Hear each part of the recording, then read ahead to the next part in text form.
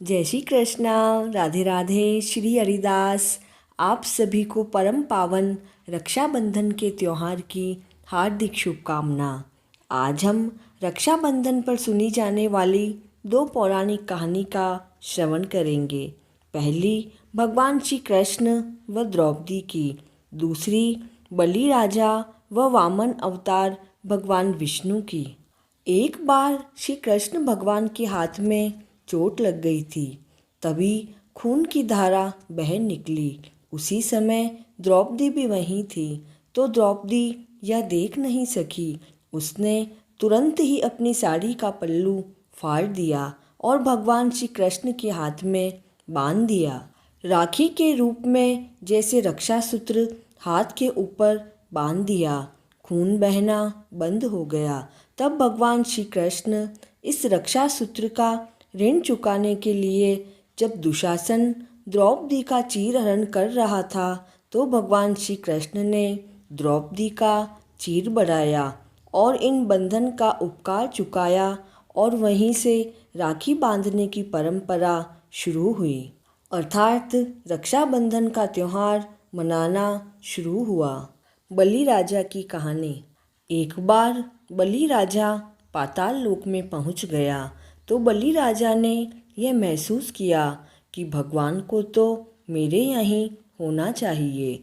तो बलि राजा ने हजारों साल तक भगवान विष्णु की तपस्या करी।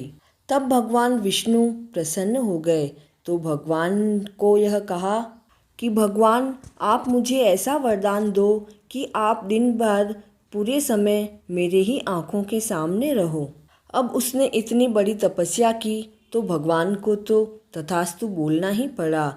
अब भगवान तो बलि राजा के यहीं रहने लगे और क्षीर सागर गए नहीं। तब माता लक्ष्मी जी परेशान हो गई।